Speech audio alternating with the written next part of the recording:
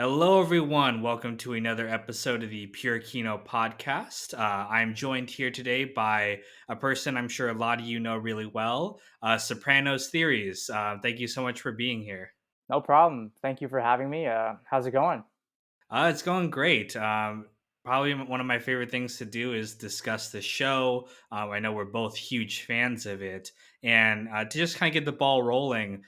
Tell me a little how you got into the show, how you started to become a mega fan of this amazing TV program. Well, I actually started watching it in high school, so around like 2013, 2012, 2014. And I believe it was around that time when James Gandolfini passed. So it just kind of hooked me and made me more like his passing made me more of like a bigger fan, I guess you could say. And then I was just blown away like how well written like each episode was, and the acting was just like unbelievable. And plus the fact that I'm Italian too, like, made me gravitate towards the show, and, like, my family watched it, and, like, my mom watched it, every Sunday, and, like, I wasn't allowed to watch it, like, when it was on, so, yeah. I feel it too. Yeah, I got into the show, way after it ended. I think this was probably maybe like 2015, 2016, sometime around there.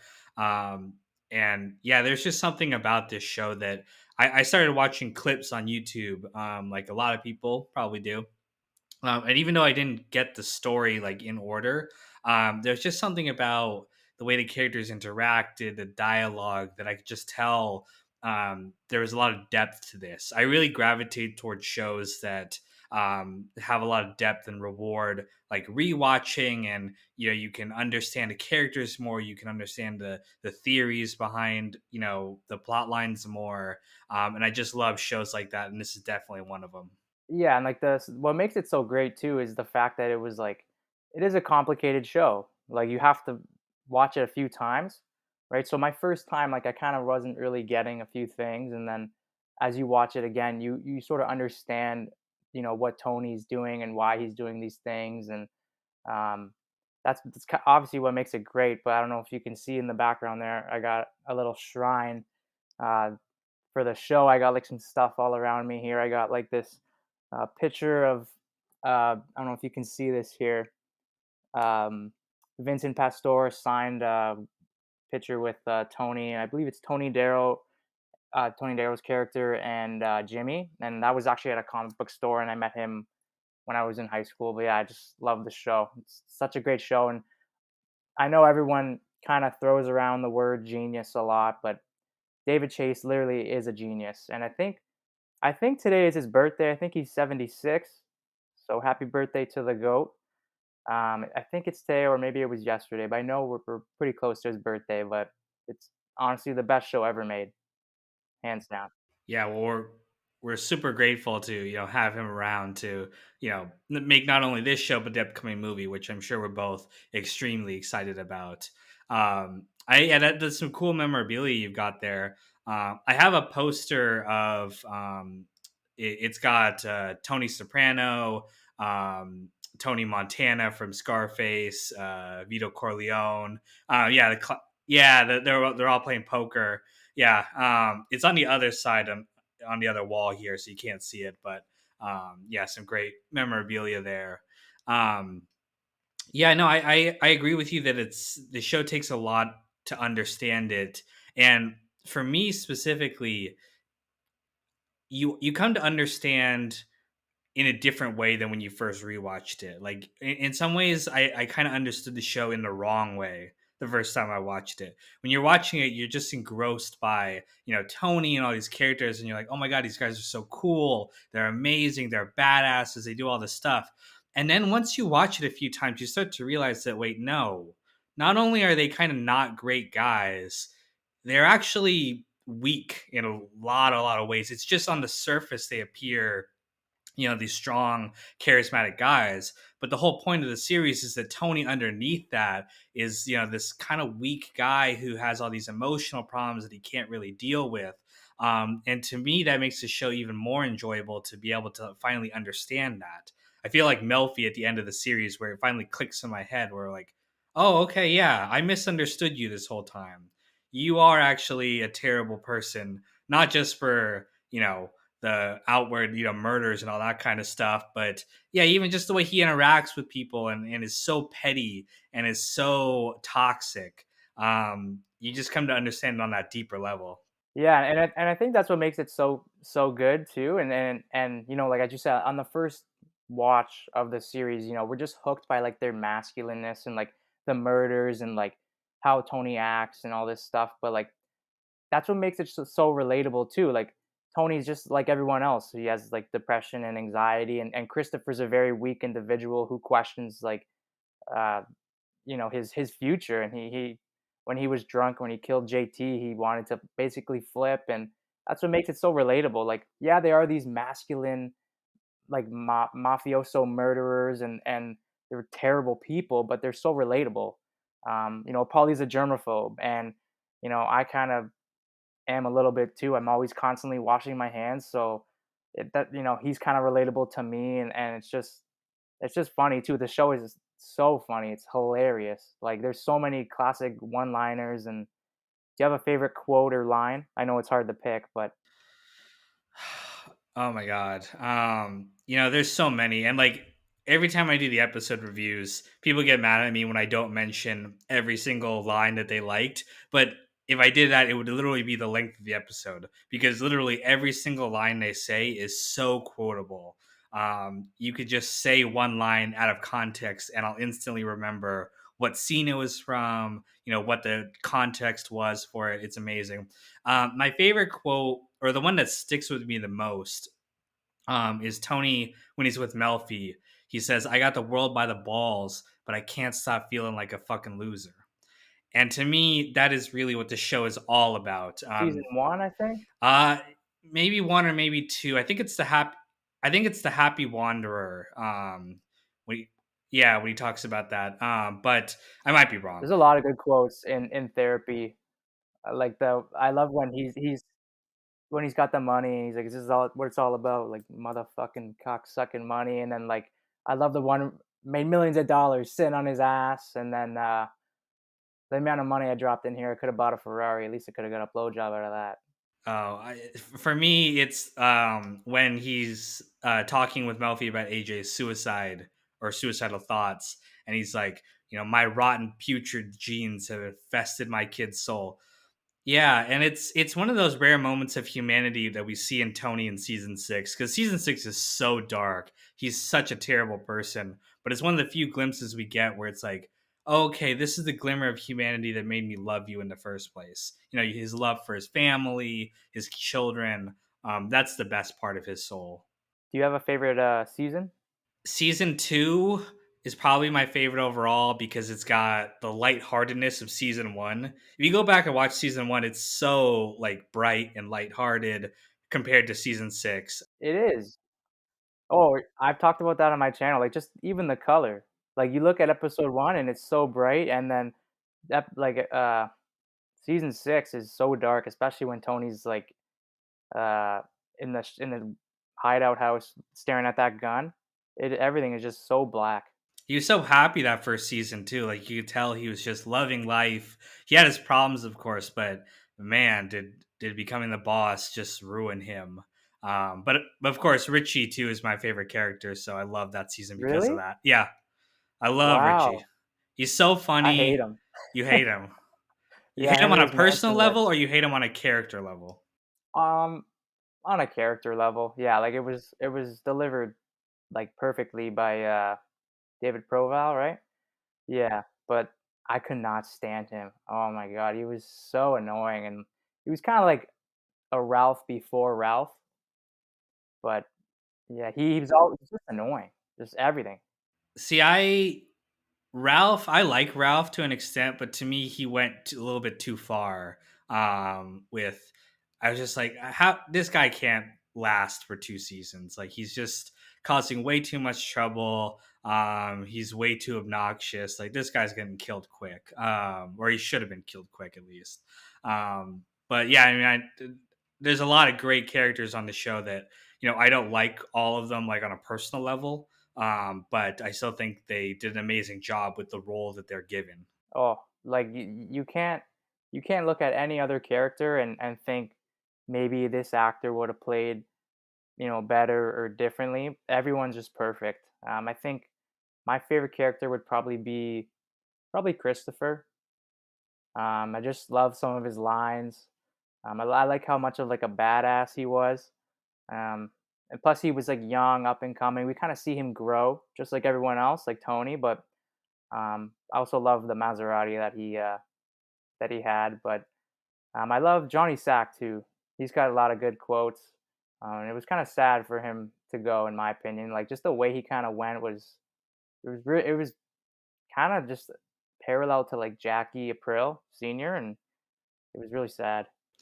Yeah, no, Christopher, I think, is, one of the most complex characters on the show, in terms of, how his character developed, wanting to be like Tony and respecting him, but also, resenting him and this complex, the feelings he had for Tony. I think it's very reminiscent of like a father and son relationship where it's like you love this person, you admire them, but you kind of hate them at the same time too. And it was a great dynamic they had. Definitely one of the best characters on the show. Yeah, I've talked about that on my channel too, like the father and son relationship, right? And I just love some of the lines that like the relationship brings out of Christopher, and I think one of the best lines in the whole series is the one where he says, "My Uncle Tony is the guy I'm going to hell for," and it literally gives you chills because it's like it's so true. Like he loves him and he's done all these things for him, but at the end of the day, he's made him a horrible person. I mean, Christopher's not blameless in that, how he turned out at all. He made a bunch of bad decisions along the way. People like to joke about how much I love Adriana because every time I bring her up, I talk about how Christopher doesn't deserve a girl like that. Because people don't like that she turned out to be a rat, but she was innocent, and the FBI kind of bullied her into it. They lied to her about and so I just have so much sympathy for her, and I absolutely hate the way Christopher treated her, and was constantly like worried about her cheating on him, but she never did, and he cheated on her constantly. So yeah, that's how I feel about him. Do you watch Talking Sopranos at all or listen to it?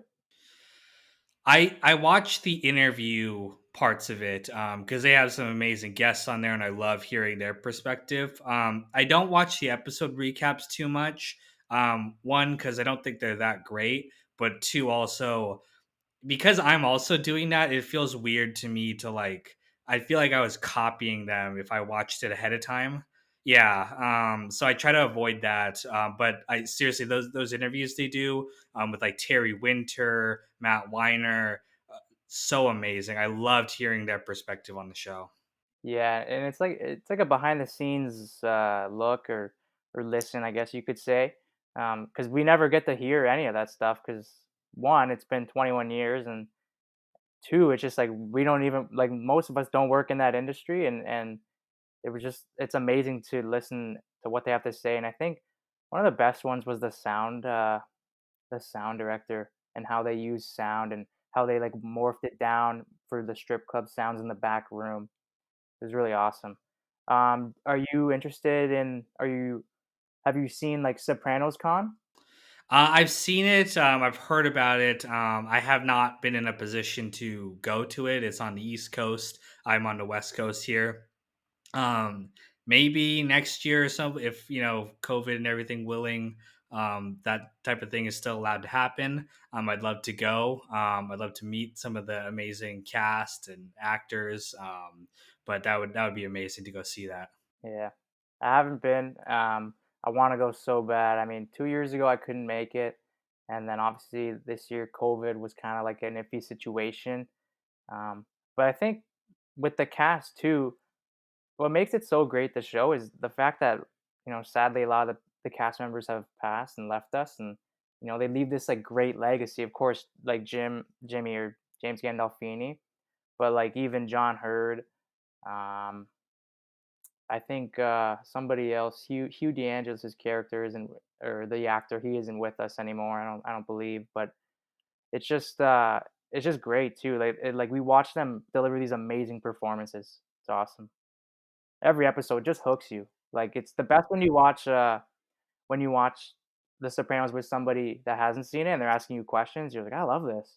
And that was like my brother. Like you said, you watched some clips online, and then, like it's hard to stay away from those because they're everywhere, and like too because they're addicting. My brother was like, "Man, I already know like what happens to Adriana," and I was like, "You idiot!" I was like, "Come on."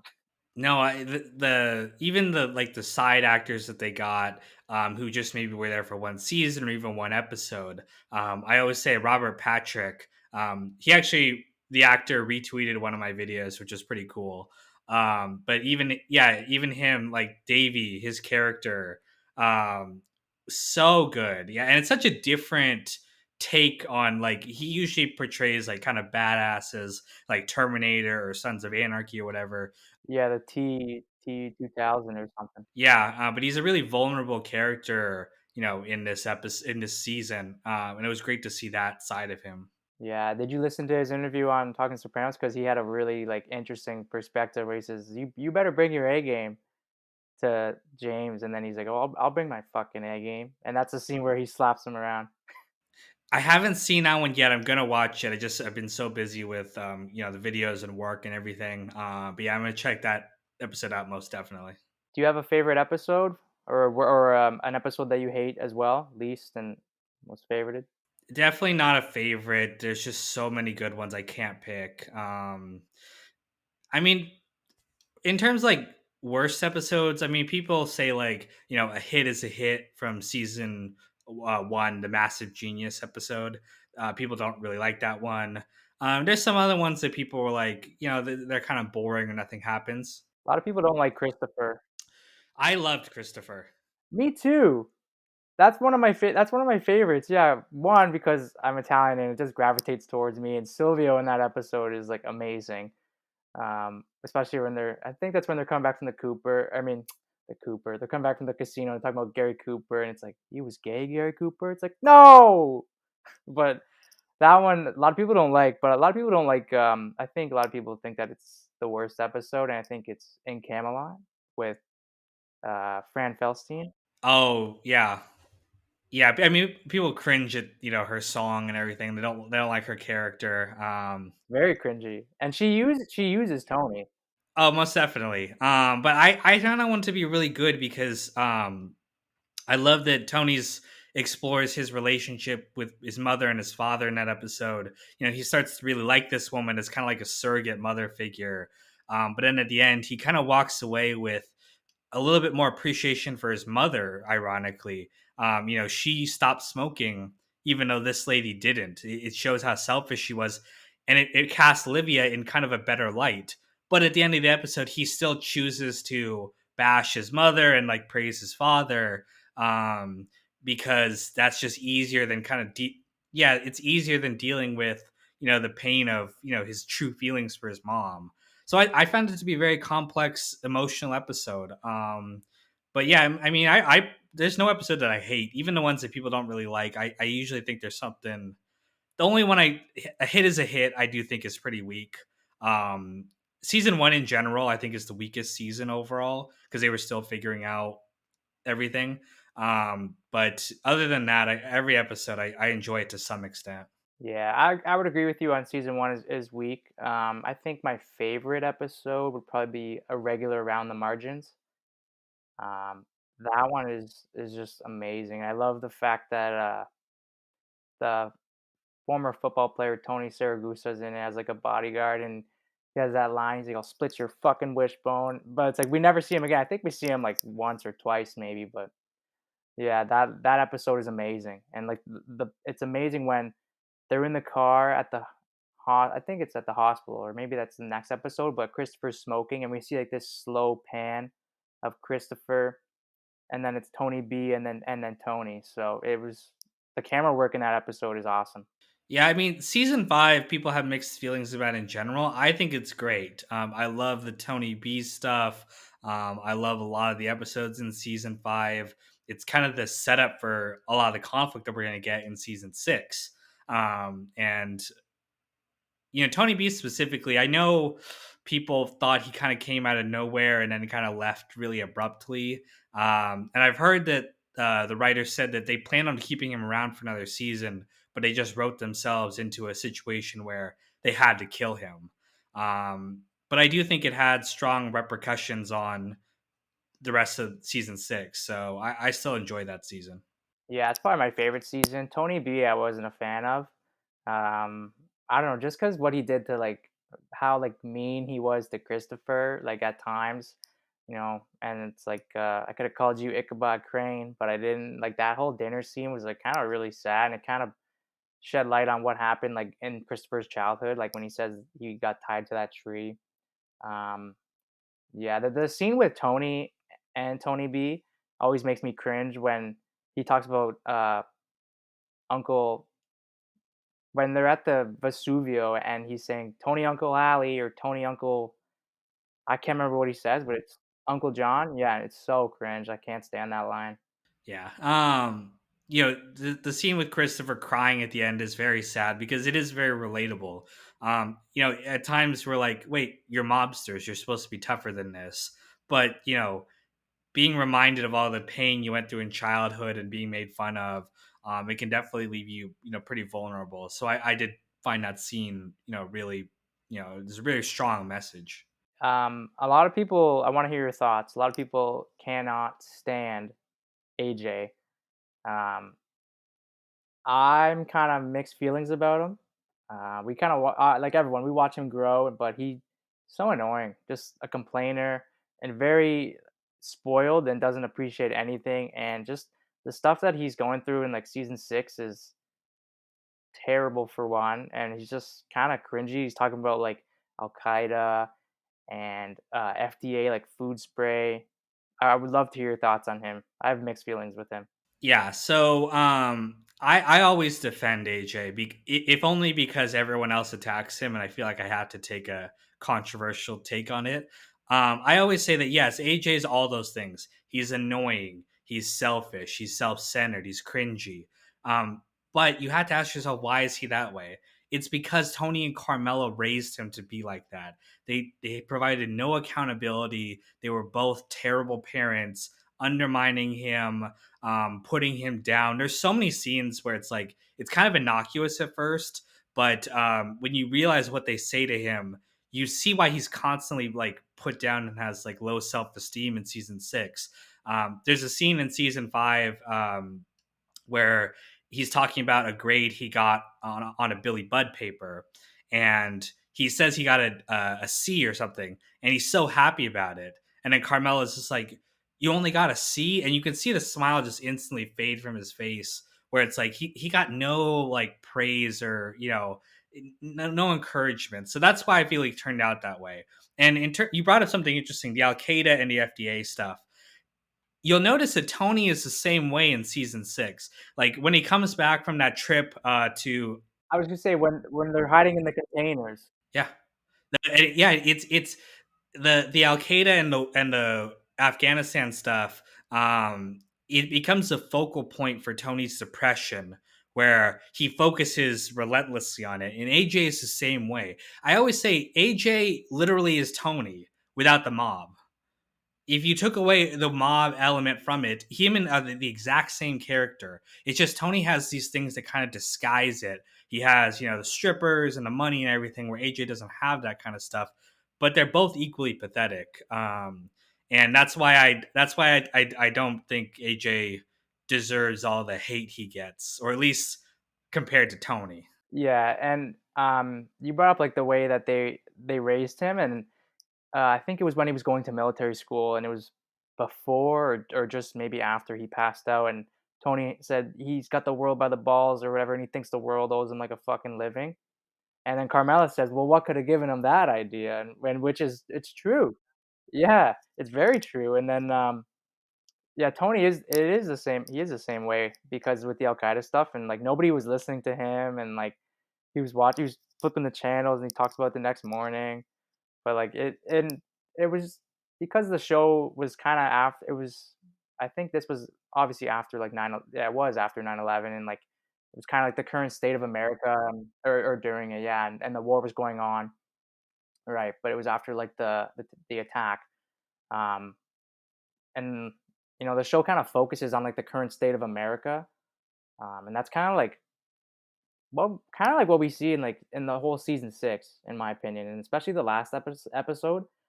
You kind of like everyone talks about like the diner, how you get like a representation of America in the diner. You get like a family in Tony Soprano. You get I think there's a baseball team. There's like a couple sharing a smoothie, which is awesome, like by David Chase, right? So Yeah, no, and I mean, I guess I can ask you. Maybe you'll do a video on this one day, but um, your thoughts on the ending? yeah, no, I have a video planned for it. Yeah, just busy, but we all do. For me, I said it, and I'm gonna get. Obviously, I'm gonna get to this episode eventually here. But it's all there for me that Tony dies at the end. So many clues set it up. I don't see why it's controversial. I know some people take the opposite take, but it's just there's so many clues and references that's gonna happen. Yeah, well, we probably both plan on doing a video about the ending. Like, obviously, you got to do it. If you're talking about The Sopranos, you got to talk about that infamous ending. But the clues, they're there. I agree with you. This, I mean, of course, we could probably talk about them. I think we both know what they are. It's the Bobby. You probably don't even hear it when it happens. Silvio, when he's at dinner and he's like, I didn't hear the shots until after the shot was fired. It's all quiet. And then when Tony's staring at that gun and Bobby's friggin' line clicks in his head again. So, and then when he dies, we don't hear anything, right? We just cut the black because he's dead. And now, this guy at my local card shop or like toy store, I guess you want to call it, he said that he thinks he had a brain aneurysm. Um, I don't really agree with that because he was talking about how in the dreams that he had and irregular on the margins, he had the cancer, and then they said he had dementia, and Uncle June had dementia. I don't know. I don't buy it. But speaking of Uncle Junior, your thoughts? I mean, probably, if not Tony, the best character on the show. I love Uncle June. He's got the best lines. I love his character. I love his relationship with Tony. His relationship with Tony again is that complex father and son relationship where they love each other and they hate each other. My The one thing that makes season 6 so sad for me on almost like a meta level is the fact that we get to see so little of Uncle June. He's only featured in a few episodes that season, and that's the real tragedy of Tony, is that he's lost now the one person who was kind of like a mentor to him. They had an adversarial relationship at times, but Uncle June was like a rock for him that provided him with good advice and kind of kept him on the straight path. And to see him descend into dementia and not be there for Tony just really hammers in how sad Tony's life is now. The relationship is like father and son. Like took him to Yankee games as a kid, and then I think there was one really good line where he said, think he was, I think it was Tony and Uncle Junior, and they were just sitting down on the sofa, and he said, "Well, don't you love me?"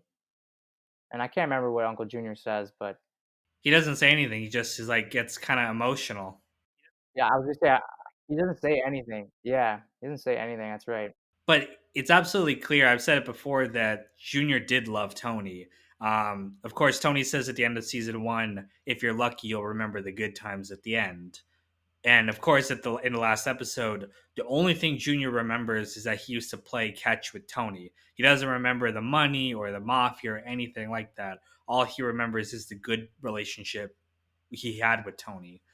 So we can see that Junior did think of him like a son and loved him. It was just complicated by the mafia and this macho attitude he had, and his feeling of inferiority and wanting to be boss, and all that shit got in the way of their relationship. Absolutely, 100% agree with you. I think when with Tony and Junior, like they love each other, and I think in the mob, yeah, they love each other, but I think if you display that like love and affection towards someone, it could also be like a sign of weakness. That's why like we never see them cry or do anything. Like when AJ tried to kill Uncle Junior, and like there's multiple times throughout the series where we see Tony like hate crying. Like when Gloria was crying and he just said stop crying. AJ's crying, he said stop crying. Like he hates crying, and like even in at it's is it the first episode where he's crying, he's like, "Oh, Jesus, now he's gonna cry." Like, there's something with emotion that he cannot stand. Like, he absolutely hates it, and I don't know what it is. If it's his, you know, selfishness, his sociopath. Like, yeah, It's their culture. It's their yeah, it's their lifestyle. Um, I mean, that's fundamentally Tony's problem is that he is at his core an emotional person. He he's just teddy bear on the inside. yeah, the exterior, he always talks about Gary Cooper, right? And being the strong, silent type. But that's not Tony. He's emotional. He gets angry. He gets sad. And that conflict between who he's supposed to be and who he actually is manifests itself in all these like negative interactions he has with everyone and all the problems he causes himself. Yeah, I talked about this on my channel with the masculinity video, and the Gary Cooper is so interesting because that's who Tony wanted to be. He literally wanted to be Gary Cooper, but he's talking about like the characters that he portrayed as an actor. Like in the test stream, we see Stagecoach, I believe, and that's on the TV on Vesuvio, and like that's who he wanted to be, and he's always bringing him up for some reason, and it's makes it like a lot more interesting with that relationship with like his identity and that, but it's kind of cringy at times where he's constantly bringing him up. Well, I think it's also interesting on like a meta level where it's like Tony idolizes this fictional portrayal of what a man's supposed to be. And at the same time, that's what a lot of the Soprano fans are too. They only see Tony as, who he is on the show, or his outside persona. But what the show is trying to say is that like that's not what it's like on the inside. And I'm sure the same thing is true for Gary Cooper. Just because he portrayed characters in movies like that doesn't mean how he actually was in real life. And I think that's a common thing we see in movies and media is that like we idolize this fictional portrayal and try to live our life by it, but that's not real life.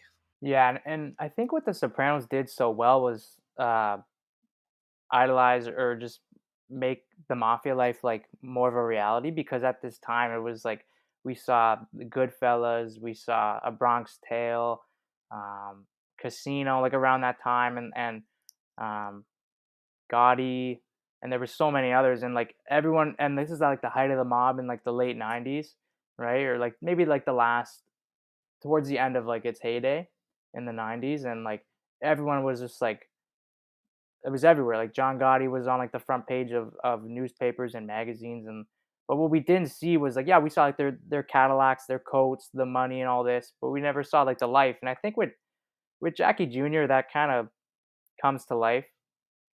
Like he wanted to be in it so bad, but like what we really got was how much of a bad life it is. Like he died, and like everyone's backstabbing each other, like, constantly lying, right? Like, and Rosalie still thinks that it was drug dealers. It's like, yeah, Carmela has all this stuff like glitter and glamour and like the mansion and that great line where it's you act like butter wouldn't melt in your mouth. But it's a terrible life to live in. It's so bad. It's not worth it because look what happened to Tony. He's dead. Almost definitely. And I think, yeah, we see a trend. Um, Godfather portrays a life as very, operatic, and they don't really show anything negative about it. Godfather 2, they start to get more into that. But what we start to see with like Goodfellas and all these other movies is showing the negative side of it.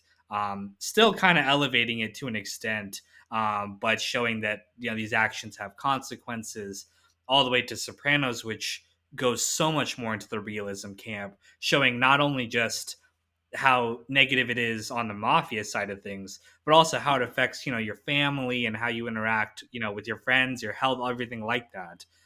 So I think Sopranos is kind of like the conclusion of that trend. And it's why the mob genre in general is kind of gone. And we still get crime thrillers and stuff like that, but no one's really even attempted to make another, mob franchise like this just because what's left to say after The Sopranos? They've said everything you possibly can. Now we get things like Breaking Bad, right, which is like a neo western. We'll still have crime shows, but I think the traditional mafia element is gone at least for a little while. Maybe many saints will revive it again. Who knows?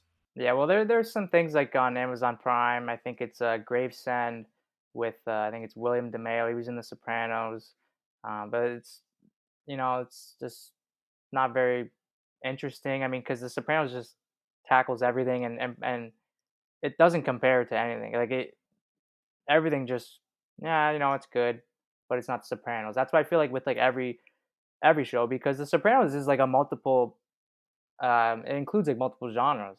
It's funny, it's a mob.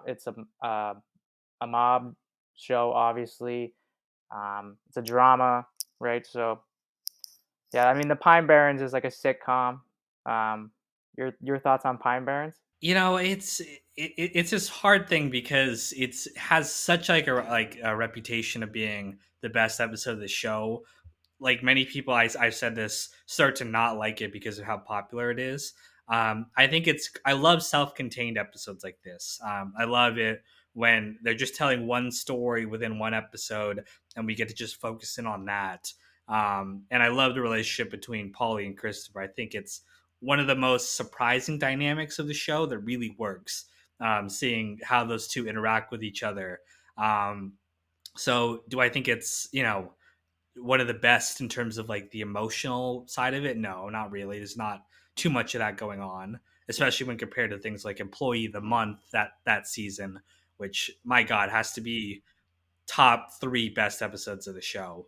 Um, but I still think it's a really competent episode, just really well put together, and just a fun one to.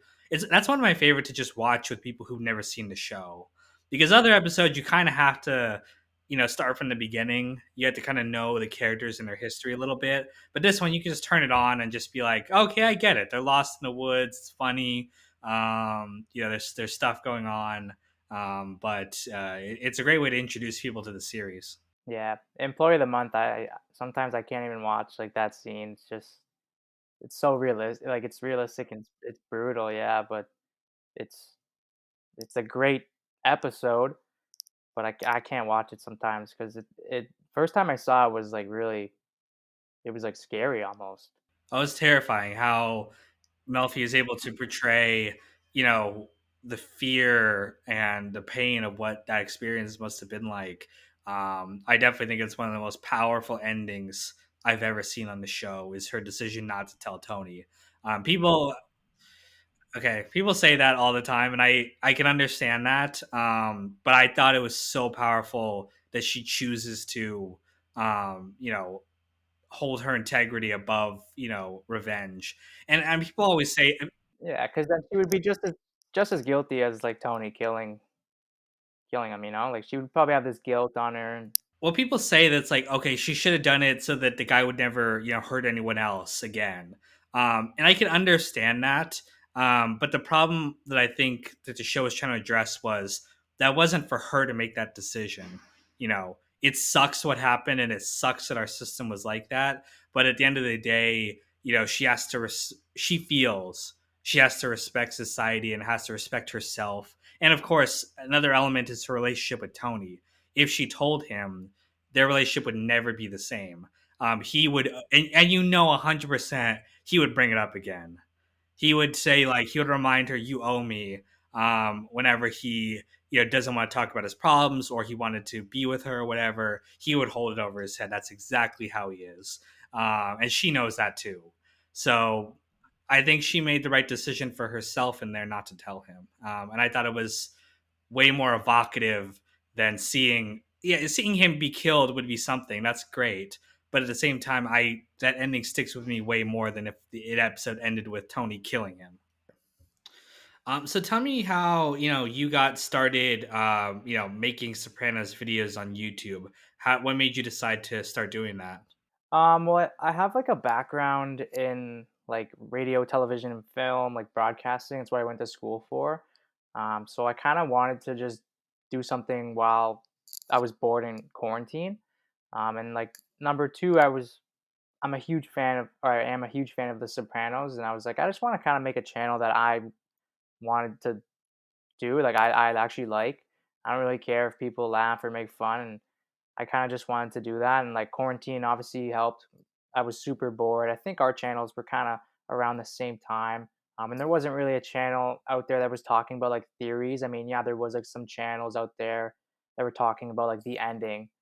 Um, but yeah, No, yeah, I agree. It seemed like when we both started making Sopranos videos, there was a wave of interest in the show. Um, I think probably because the movie has like made people interested in checking it out again. It seems like Sopranos videos are really making a huge wave on YouTube. People like us, yeah, people like us are making analysis videos. There's a lot more people uploading clips again. I think there's just a whole renewed interest in the show, and it's really exciting to be a part of that. What are your thoughts on the upcoming movie? Are you really excited about it? What are you feeling? I'm super excited. I actually cannot wait. I know it's been pushed back, but we're coming up. What is it, October 1st? Yeah, it's coming up in about a month or so here. Yeah, we're super close, and I think it's gonna be awesome.